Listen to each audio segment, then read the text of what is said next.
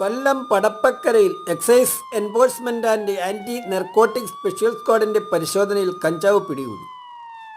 Special squad circle inspector S ഷിജുവിന്റെ നേതൃത്വത്തിൽ നടത്തിയ പരിശോധനയിൽ 42 കിലോഗ്രാം കഞ്ചാവുമായി കൊലപാതക ക്രിമിനൽ കേസുകളിൽ പ്രതിയായ പടപ്പക്കര ഹാലി ഭവനിൽ ഹാലി ഹാരിസൺ എന്നയാളെയാണ് അറസ്റ്റ് ചെയ്തത്. KL2 AQ 9675 ഹോണ്ട ആക്റ്റീവ സ്കൂട്ടറും 5640 രൂപയും കണ്ടെടുത്തു.